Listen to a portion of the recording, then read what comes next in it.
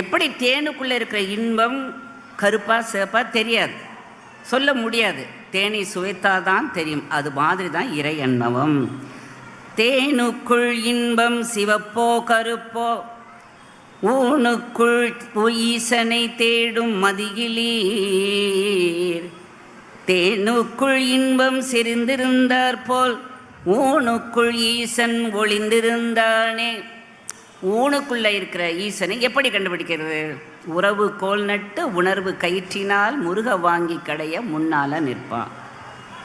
ஒரு பால் கண்ணுக்கு தெரியுது, அந்த பாலுக்குள்ளே நெய் இருக்குது. ஆனால் வந்துருமா?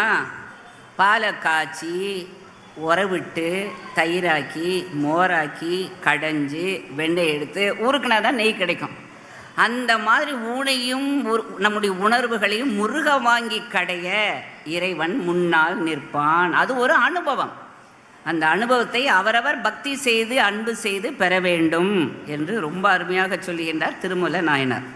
ஆறுமுகம் முருகப்பெருமானுக்கு சொல்கிறப்போ அந்த வேள்விகளை காப்பதற்குன்னு ஒரு முகம் இருக்குது. ஏறுமையில் ஏறி விளையாடும் முகம் ஒன்றே, ஈஸ்வருடன் ஞானமொழி பேசும் முகம் ஒன்றே, கூறுமடியார்கள் இவனை தீர்க்கும் முகம் ஒன்றே, குண்டுருவ வேல் வாங்கி நின்ற முகம் ஒன்றே, மாறுபடு சூரரை வதைத்த முகம் ஒன்றே, வள்ளியை மனம் புணர வந்த முகம் ஒன்றே, ஆறுமுகமான பொருள் நீயருளல் வேண்டும் சொல்கிறார் இல்லையா? அந்த ஆறு முகத்தில் அந்தனர் செய்கின்ற வேள்விகளை காப்பதற்குன்னு ஒரு முகம் இருக்கான்.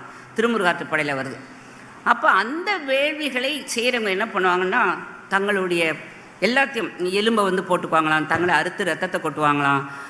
அப்படிலாம் செஞ்சால் கூட எல்லாத்தையும் செஞ்சுட்டு இவன் உயர்ந்த ஜாதி கிடையாது, இவன் தாழ்ந்த ஜாதின்னு பேசினா அந்த வேள்வியாலும் அவர்கள் செய்கிற ஆகுதியாலும் பயனில்லை.